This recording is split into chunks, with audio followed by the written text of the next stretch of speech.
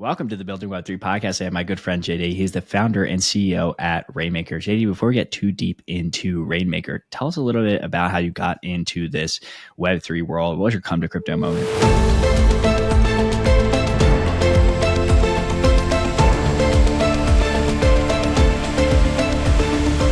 Jax, it's good to be here with you today, buddy. My come to crypto moment was, like many people, it was almost like a magical door kind of opens and you walk through it.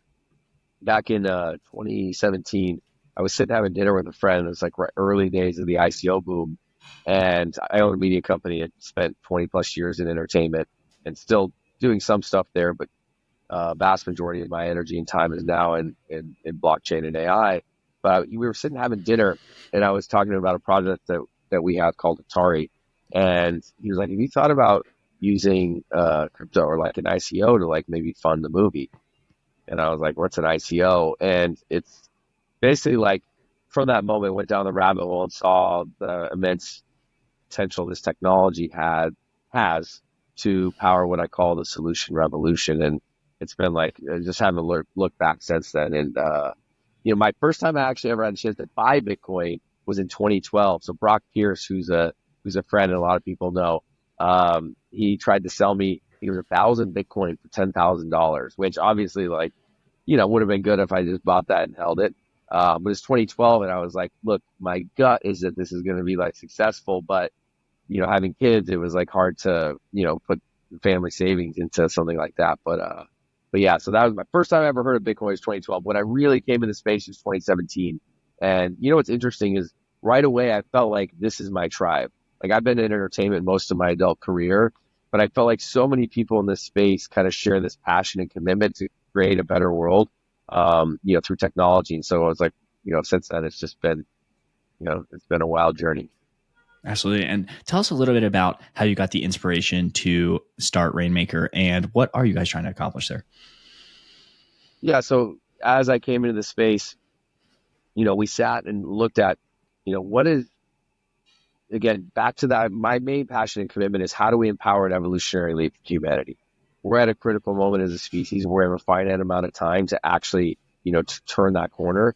And we see, the combination of AI and Web3 technology as this perfect confluence of forces to power that evolutionary leap. So going back to 2018, we're thinking about the company and the vision and the brand. We were like, what is the essence of something that we can really build and bring to the world that's unique? And we started looking at the individual human and the value of our relationships with each other, those peer-to-peer interactions. And that being really the foundation for so much of the value and wealth creation in the digital world. And when you think about blockchain specifically, you take a step back, you say, well, you strip it all away, DeFi, SocialFi, blah, blah, blah. It's like, what is it really when you boil it down? And it's really transforming the way that value is created and distributed. And so thinking about that has really been core to or central to Rainmaker from day one, taking that individual human and our value and the value of our relationships and that peer-to-peer connection and engineering a new system that could better capture and more equitably distribute the value that those interactions and those relationships are creating. And so some people talk about like formalizing informal value. We have all these, this informal value that's kind of floating around in the world, and blockchain, or especially now I think blockchain and AI together, having the ability to take that informal value and to begin to capture it. And then again, for this to really work and for that evolutionary leap to happen, I think it's about equitably distributing it to empower the individual human. Absolutely. And to help people, mentally think about this, talk to us a little bit about some of the features and, abilities that you're hoping to, unlock for users.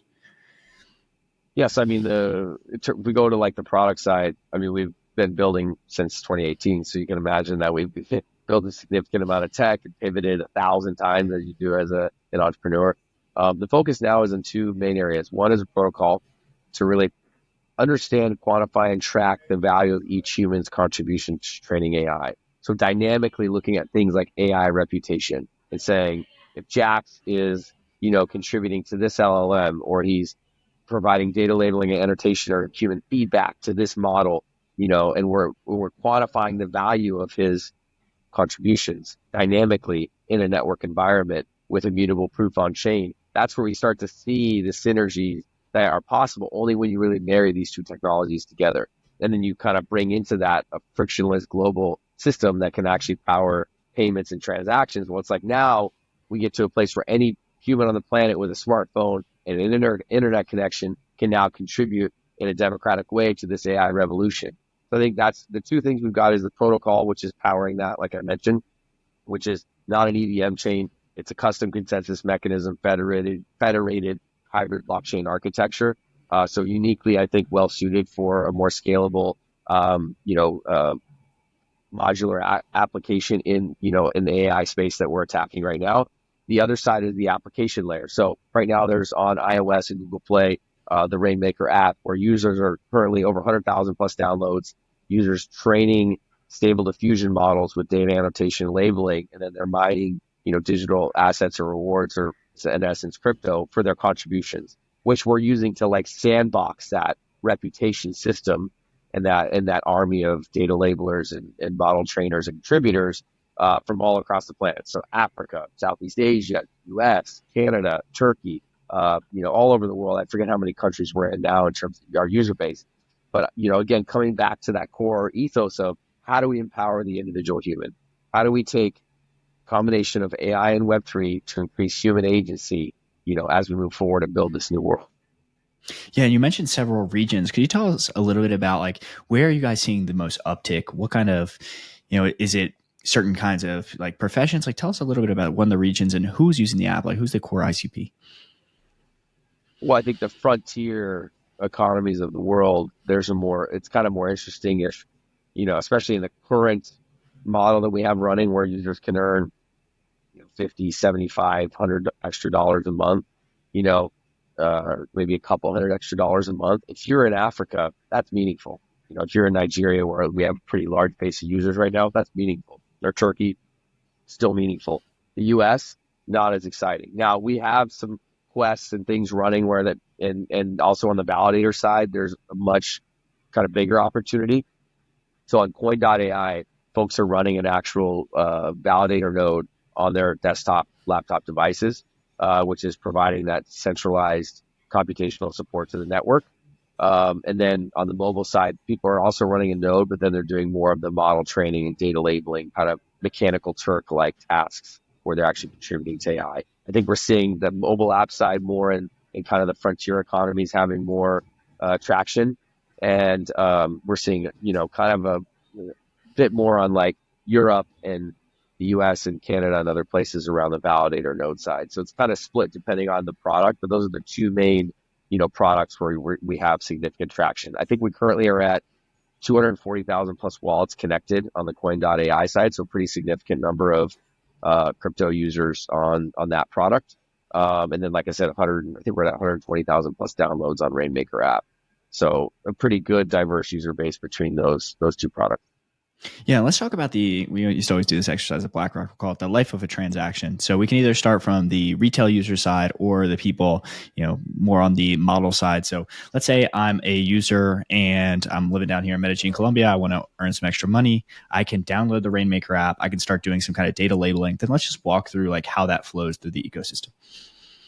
Yeah, so right now, the current iteration of what's there is you're either going to generate art and label that art to contribute human feedback to fine tune our stable diffusion models on the Rainmaker network, which then the community is using to generate art with. Or you're also going to upload images and label those images, provide a summary, and provide that clean data set that's then contributed, same thing, to train various stable diffusion models that the community is using to generate art, through the Rainmaker app. The place that we're going now is we're starting to plug in with enterprise partners. So like in the next, call it like 2 to 4 months, in the application, you'll see a number of mechanical Turk-like human contribution tasks for AI, confirmation models, even the next feature actually we're rolling out prior to that, and I skipped over it in a couple of weeks.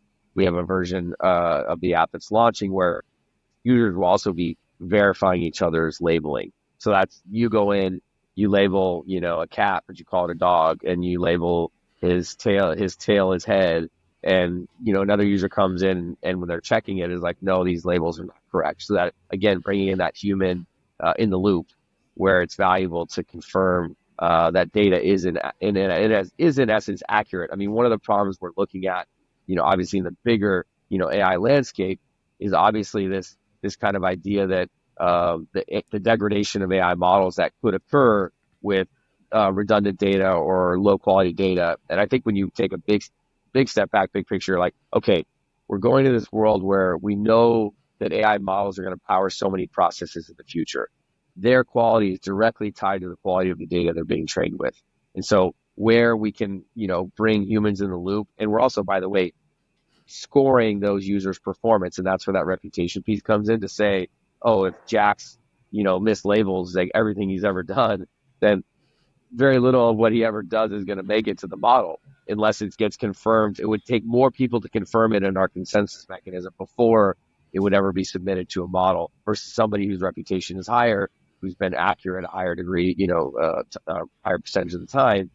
So I think the big picture where we're going in the ecosystem is enterprise partners come in that are looking for humans to contribute meaningfully to, validate data, to label data, all the ways that you see humans in the loop. There's a few unique kind of mousetraps that we've engineered, that's leveraging things that are only can happen if you have a distributed network to help power some of those processes.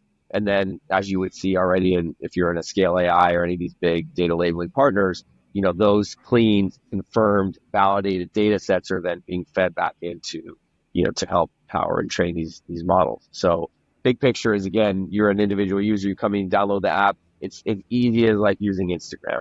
Super easy, intuitive. Anyone on the planet can do it with a smartphone and an internet connection. But the key, I think, is in some of the sauce is stuff we're engineering in the back end to ensure that we have, data quality, and there's also immutable proof on chain of what's happening on everything that's happening across, our ecosystem and network, which is, I think, again, one of the things that separates us from existing players like Scale that are just doing it in a more Web2 way. Yeah, and because you mentioned some of the competitive landscape, let's talk a little bit about what's existing on the market today and kind of how you guys see yourself really differentiating yourself from these competitors. Yeah, so I think, as I mentioned, what's interesting to me when I think about like Web3 and blockchain and AI, and like what is the organic value that it can bring? Not just like, oh, we're going to call ourselves an AI Web3 project and go raise a bunch of money and launch a token, right? Which is like what a lot of people are focused on that are in the space, because that's just the nature of the beast. Unfortunately, when humans see opportunity to make money, they jump on it. For us, like, we're actually looking at, from the infrastructure of the technology itself, what is it really well suited to do? And what does blockchain do that really well? And if you look at that, again, that immutability, that data integrity piece, like coming back to, we have to know that the model is being trained with the right quality data. Otherwise, the quality of the model then comes into question, right? And I think blockchain itself inherently is well suited. And I think our network in particular, my CTO built Disney's private blockchain. He's actually made a career out of building, custom, hyper scalable, enterprise focused chain, technology that's not your typical EVM, Ethereum L2 copycat. And there's nothing wrong with those networks. I think they have unique value. They do things that they're meant to do really well. When you talk about tracking millions and billions of transactions and contributions, and you're talking about training the AI models of the future, the amount of data that's flowing through those networks, I don't think there's another protocol on the planet that's as well suited as ours to power, that system that, again, has to look at reputation and identity, has to look at the behavior and data. It has to plug that into, custom smart contracts that are plugged into those models to say, we know that Jax contributed this data at this moment to this model, and it was confirmed in terms of its quality through the processes that are there and very transparent on chain. And I think that's what allows us to do things at scale in a more distributed manner. So instead of having like 1,000 data labelers in a warehouse in the Philippines and a foreman like standing over their back or whatever process that's a little more manual that's happening now, the sweatshop data labeling stuff, which, again, I'm not going to judge it, is what it is. But we believe there's a model where this can be done in a much more efficient, scalable manner, just via the smartphone, connected to the internet, which literally brings the entire planet online. I mean, you're talking about billions of people with smartphones that are looking for something to do. And so I think this is where we see a unique opportunity for our project and our product. Absolutely. And you talked about how you've pivoted a few times, and could you tell us about some of the challenges you all have faced and what you did to overcome them? Either technical challenges or marketing challenges, anything you can really think of. Well, Jax, it's interesting. It's people don't see you when you're down in the trenches and you're down in the valleys and you're on the road and you think you're going to die and not make it, right. They only see you when things are good and you got traction and you're flying again. But um, it's interesting because as an entrepreneur, sometimes you have an idea of what you think the world wants or what the market needs, and then you go and build it and you test it and you bring it to market and it doesn't land, right. And so, and that sometimes is a sometimes it is a humbling experience to go through that. We've gone through that, I think, a few times. But I think, it's interesting. We're finally at a place where I feel like everything we've been working towards, which really hasn't departed from that core thing that we talked about in the beginning, the value of the individual human in our contribution in a digital world. And now when we talk about AI is just the next evolution of that. It's not really a different thing. And people act like it's a new thing. AI has been around for a long time. A lot of the stuff that people may love or not love about Facebook and various companies, like they've been using machine learning algorithms for a long time. And we've been interacting with it, whether we knew it or not. And so in this digital world where us humans and our interactions and our real behavior represent the lifeblood of that digital economy, that's really been the core of who we are from day one. Now, it's taken us a long time to figure out how do we build a product that can solve, problems that need to be solved, that can provide value where there's really real value to be provided, but do so in a way that's also provides a user experience for the end user, right? And so, it's kind of like I joke where it's almost like we're learning to like violate the laws of like thermodynamics, when you talk about some of the problems that all of us entrepreneurs are kind of working to solve. And so, there's a certain amount of it that's like, you just have to not give up. Like if there's one thing I could say to, if there's someone listening to this podcast that's trying to build something or has an idea to build something or maybe is doing well or maybe is struggling, the main thing I would say is don't give up. Because like there's many times on this journey where I think many of lesser men or lesser women would have given up. And we chose not to. We chose to stick with it because we believed in a core vision of and commitment to like bring something, forward to the world, to better humanity. And I think that's, as an entrepreneur, you have to have that tenacity and that capacity to like to have the wherewithal to keep going. And that's the main number one thing. I think if you can do that, if you can, my partner and I talk about a lot, my main kind of other co-founder, if you can stay in the fight, as long as you're in the fight, anything can happen. As soon as you give up and you're out of the fight, it's done. And sometimes you do need to walk away. I'm not saying there isn't a time and place where you have to, but to us, the walking away has been like, you know what? We went down this road with the product and it failed. It didn't land. It didn't work. It didn't have a market. We basically solved a problem nobody ever really had or tried to answer a question that nobody asked, right? And as an entrepreneur, really technically, this is my first startup, but it's like I've been at it 6 years. So it's almost like I've run like 3 startups inside of one, because most people would have been like, oh, let's just kill that company and start another one. And I have the pure like masochistic mindset where I just kept going.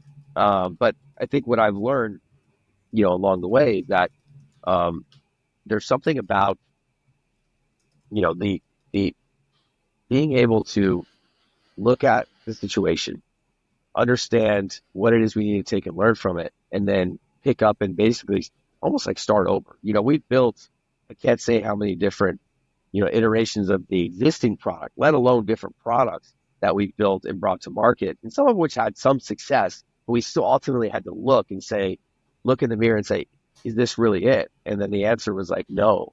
And if the answer is no, you have to be like, you only have a few choices then, and we ultimately were like, okay, let's make the hard choice and let's basically start over. So we started over, first with the network about 2.5 years ago, which we launched mainnet of our protocol in late June. And we've got, like I said, 240,000 wallets connected, 200,000 plus nodes running out, like significant traction, but again, building a product, launching it at the right time with the benefit of like experience and the wisdom that comes with that is, you know, that's just the benefit of the sacrifice, I guess. Absolutely. And before we dive into the next question, I need to take a brief moment to thank our sponsor, which is Building Web3 Services. So, if you're part of a Web3 ecosystem, think Arbitrum, Optimism, Solana, or another foundation looking to launch your own dedicated podcast channel, get other handsome guys like JD on the podcast. Easy to do. We recently launched a podcast channel for Zero Gravity, work with other media personalities to launch their own podcast to help them put on autopilot their BD operations, content production, and just meeting more interesting people in the industry. If this is something that sounds interesting to you, visit buildingweb3.xyz/services or Jax Dwyer, JaxDwyer.com. Booking a call. Links will be in the description. Now, you mentioned, JD, that you had some issues. You built some solutions that the market really wasn't open to. Talk to us a little bit about, if you could go back, what would you do in order to find out product market fit earlier? That's an interesting thing. I think there's the guys that are good at this understand that it's better to move fast and get to market with early versions of product that you then use the actual user feedback and data to then refine. But you still, I think, have to do the right amount of research too in the front end to bet to as much as you can grasp the key information that's necessary to actually understand the landscape in which you're stepping into. Which even in the AI landscape, I mean, shit, it's moving so fast. It's and then a combination of that and blockchain and Web3, it's like we're building in two spaces that are moving at lightning speed. So yes, you have to do that, but you also have to move with pace. You can't be lost. You can't sit there too long, because even if you sit there and you're pontificating you're meditating upon an idea, the longer you sit there, when you turn around and look, everything has changed. So I always joke, anybody who says they know everything, and especially in Web3 and crypto, because there's people that get this air well, I've been here since 2012. I bought Bitcoin when it was 3 cents. And it's the reality is, man, if you have an ego about it, you're gonna get your ass kicked, because the train moves so damn fast that by the time you're done talking about how much you knew everything, it's already different. And there's already people out there defining it and redefining it. So I think there is a combination of do as much as you can to figure out at least the general direction that makes the most sense. Build something and get out there as fast as possible. So I think you can find the right feedback from the market, from users, from any sources that you can get it from that are critical. And I think, one of my BD guys would be obviously if there's a core customer, that say in an enterprise case, getting someone like that in the loop, so you have the right feedback that's helping to inform that the product you're developing really does fit that need or that market niche.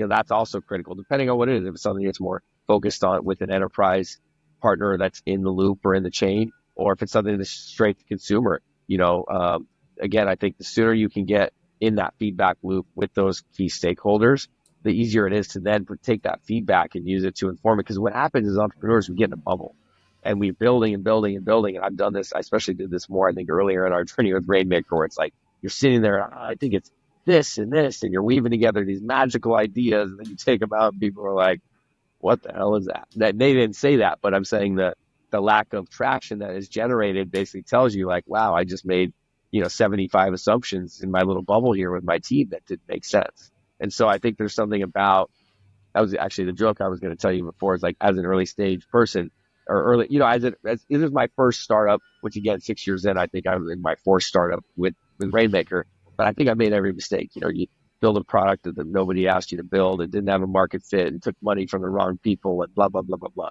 But I think and it's all lessons you have to learn, by the way, as an entrepreneur. I think that's part of the journey and the rite of passage that we walk. But I think the biggest thing is move fast to get something to market in the right general direction, so that you can iterate based on the data that you can only get by being out there. Because otherwise you're just making a lot of assumptions until you get out there. I'll give you another little gem of a quote. I had a therapist once who gave me this, and it was no plan survives contact with the enemy. And it's kind of a Sun Tzu thing. And this idea that you can have this great plan about the company and the product and this, and we're going to build it and do this. And until you get out there, you don't really know what the fight's going to be. And so I think the sooner an entrepreneur can get out there and get in the fight, the sooner they'll know what they need to know. Yeah, so it's a very common theme. Like even for my own journey, like I started selling technical writing initially, and then I bounced around a bunch of other offers. And podcasting is one that obviously came a bit more naturally to me. But people will find this in the market. One is they build a solution, and they'll essentially build these like ghost chains where nobody's actually using them. And sometimes it can be. Have you found a trick in order to get more of these like customer interviews so that you're actually building something? The only thing I know to do is podcast. But like I'm curious what other businesses do to talk to more of their ideal user and build a solution that actually fits them. Yeah, I mean, we have, being in crypto, you have the blessing and the curse of like the community side of it is like huge. Like we're actually, moving towards a TGE in the near future. And so there's we're at 130,000 plus people in our Telegram. We're at 260,000 followers on X and however 50,000 in Discord. A lot of those, I mean, those are not all real humans, by the way, as much as I would love for them to all be real humans. That's just the nature of the beast and bots and the internet. But there is a lot of real community members, and they are providing real feedback in real time all the time. Some of it I might like, and some of it I may not like. But that's like the blessing and curse of having a startup that's in that, that's in that vein.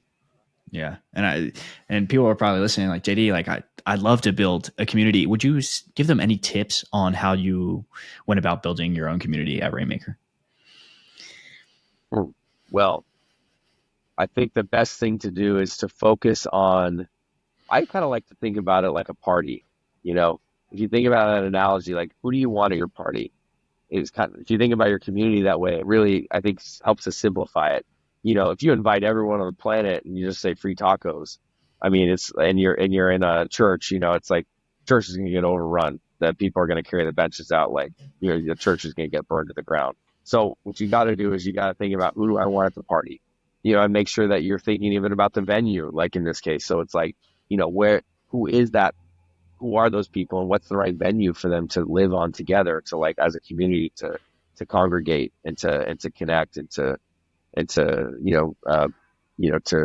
interface. And I think Discord is an interesting product. Telegram, obviously, it's under a it's in a very unique spot. It's how well Pavel distributed the operations of the company is going to be tested right now, and we're going to find out very quickly if he hardened it or not. Some people think it'll stand up no matter what. Maybe it won't. We don't really know. So I don't know if I'd recommend building your community there given the uncertainty, but I think picking the right venue, deciding who do you want at the party, meaning like who really makes sense for this, thinking about what your product is, and I think starting there is the first place to start. And then I think you can look at, okay, just like sending out party invitations or getting the right people there. What's the methodology necessary to identify those people and get them in the room?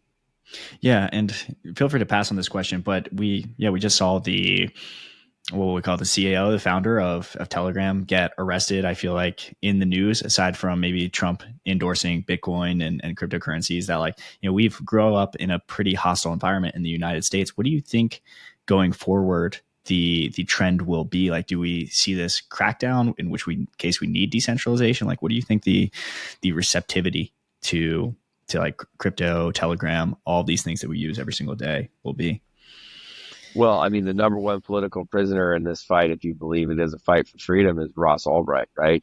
I mean, he's sitting in, and again, not that like there shouldn't have been some criminal proceedings in his case. I mean, you could go full on libertarian and be like, he built a free market platform that anyone can just transact. Normal, like you and me as adult humans could say we want to do business on whatever front, and why does the government or any centralized authority have a right? So like, how hard do you really go down that liberty path, which obviously America was founded on values where liberty is at its core, more than democracy. People kind of lost track of that. Like democracy as a system, like as a political system, inherently has weaknesses, and has our system's been captured by special interests long time ago.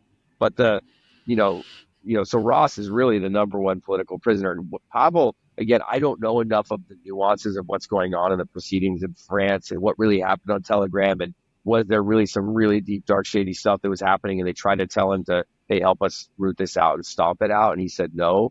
Again, I don't know enough of that, but I do know this is that obviously, we have to have an unwavering commitment to support freedom, no matter what. And that's, again, and I just don't want to speak on his particular case because I haven't had the time to do the research or know the information behind it. And I do think that things like child trafficking and some of the other stuff that, does happen, there are, if you're running a platform, if I'm running a platform and there's people who come to leverage, our platform or our network or our token in some way, those nefarious actors, and we could identify them, I would absolutely support law enforcement to bring them to justice because, human rights are just as important as freedom. And so I think that there is a balance to strike when you're a founder. And I don't know, again, I don't know Pavel, but I can say that from watching his interviews, I've been hyper impressed with him as a human being. When you look at the way he articulates his view of the world, he doesn't own any property. He lives in a way where it's like, I very much admire the way that he's chosen to like conduct himself from what I gather from, you know, 500 feet away. What's happened with Telegram and what were the back and forth with the French government? I know there's this current concern about certain Western governments and a movement or a drift towards what would seemingly be anti-democratic, or anti-freedom tendencies. And so, but again, Ross Albright was a long time ago, and a guy, Chuck Schumer, who's now come out and he's yay crypto because BlackRock and everybody else is in, they're in his state of New York. So he's definitely, yeah, which is good. We'll take it. I mean, the thing is, this is a chess game. It's not checkers. We got to do whatever it takes to win.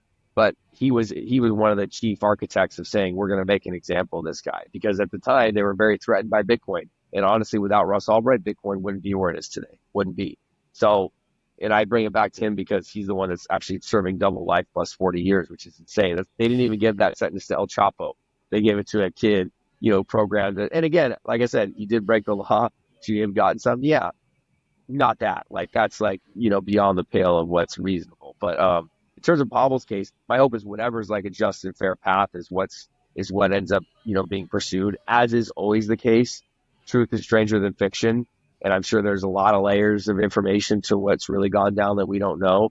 But I will say what we can say, like, you and I today, is that we have to have an unwavering commitment to support innovation, to support freedom, to support entrepreneurs taking the risks that build products that transform the world.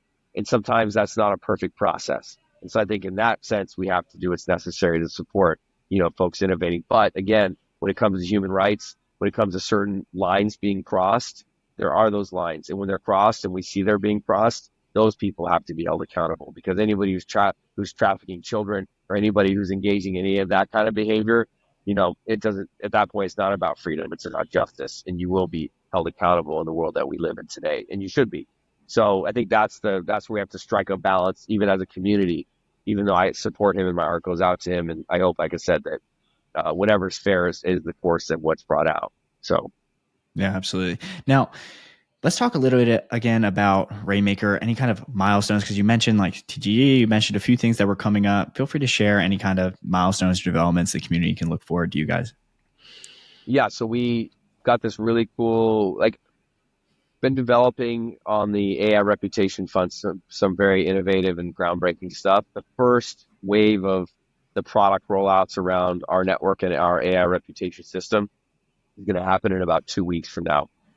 And that's where users will be able to connect a wallet to Coin AI, and then we'll actually be able to track their AI reputation across a number of other protocols and receive some sort of benefit, or increased earning power on our network. So that's the first stride towards some even more groundbreaking and super revolutionary stuff we've been doing in terms of AI reputation, model training, et cetera. Rolling into TGE shortly. So that's coming, which has been 6 years in the making. So it's kind of like insane to, most projects like just rip and just launch a token and, move to the next thing. And I probably would have done it 5 times by now, but we've been very methodical about building the network, looking at the utility of the token, understanding, like you said, back to that BlackRock analogy, that kind of life cycle of the actual transaction and the value moving through the chain. And that's something that still we're iterating on to this day, 6 years later. But TG, the big thing, AI reputation system launching is the big thing coming up. And then from there, there's other things coming, but I got to keep a couple things under my hat, Jax. I can't give it all to you today. Absolutely. And for people that aren't watching on YouTube or on any of the social platforms, JD has an amazing hat. So when he says under his hat, he literally means that. So finally, where can people connect with you online, connect with Rainmaker? I mean, website, rainmaker.com, on socials, Rainmaker app, across most socials. I think we're Rainmaker Network on Telegram. But I would say get in on the website, get on coin.ai. You can right now, anyone can be mining our token already on a desktop or laptop device just by setting up and running a validator node. It's so easy that anyone can do it. Like literally don't need any specialized technical ability, no specialized equipment, support most, I mean, Mac, Windows, Linux, fill in the blank. And also download the Rainmaker app. There's a version that's live now, but the version that's launching in 2 weeks, there'll be some substantive changes we've been working on for the last 3 or 4 months. So that's actually another milestone coming. But I would say get on the app, get on Coin AI, and again, you'll position yourself for the upcoming launch that's just over the horizon. Absolutely. Well, Jay, thank you so much for coming on here. And to anyone listening, you must really love us because you're still here. Give us 5 stars on Apple. Give us 5 stars on Spotify. Leave a nice comment. Everyone loves that. So until next time, let's keep building the future of Web3 and go engage with Rainmaker Online. Talk to you all soon.